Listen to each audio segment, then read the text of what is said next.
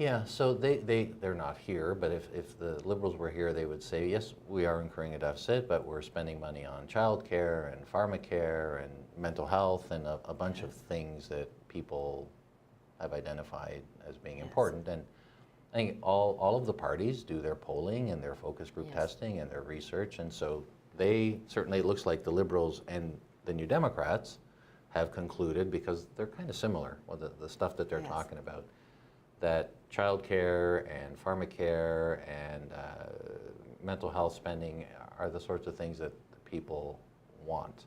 I guess your view is those things are important, but let's do what we can afford to do. Is that?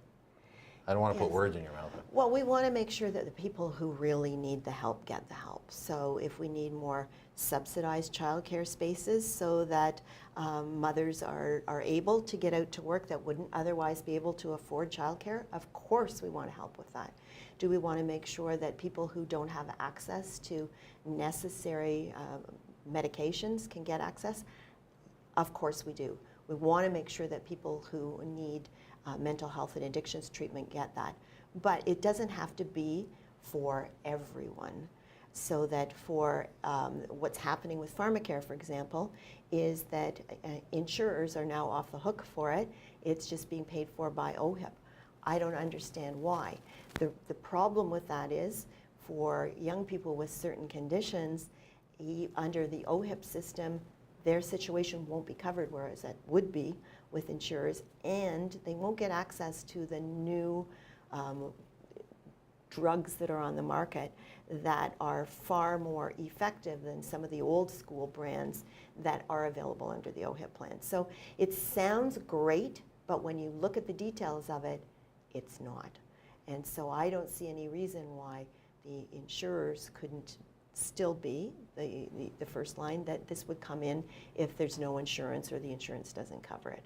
Those are, I think, smarter decisions that make better use of healthcare dollars in this case, to make sure that we can make sure that more people can be covered with the medications they actually need. So maybe government does last payer instead of first payer on the drug plans? Yes. All right, fair enough. And that's something that we may or may not see in a PC platform whenever it comes. I don't know the detail of how detailed it's going to be. Certainly when Doug Ford talked to us here, he made it clear he wasn't a fan of the 80-page People's Guarantee, and that he believes in simplifying things and having more like a 5-point plan and kind of things at a high level. We'll wait and see what comes from your party as we get into the election. So do you think that people now, and you've been elected a long time, are people kind of desensitized to this deficit question? I'll tell you what I mean. I think it's happened a few times. So when the Dalton McGuinty government got elected in 2003, they came in on the heels of what was supposed to be a balanced budget, and they said, well, no, we found all this, it's actually way worse than we thought it was. And anytime there's a change in government, I think the people who are not in this world almost expect that whoever comes in is going to blame the last group to say, oh, they left a mess here, it's terrible. And as you mentioned earlier, our hands are tied now, we can't do some of the things that we wanted to do. Do you sense that people, the voters out there, the people in the province are a little bit cynical, a little bit, they're almost expecting this stuff? Are they, maybe that sense of disappointment isn't there because, oh, that's what politicians do? No, I think that people are much smarter than politicians give them credit for, and people see it for what it is.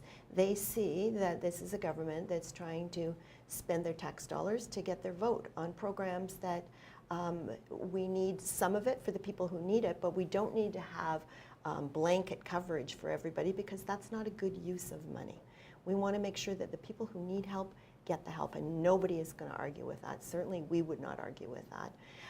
But we have to spend the money wisely, because we don't have very much money right now. We are in this deep hole.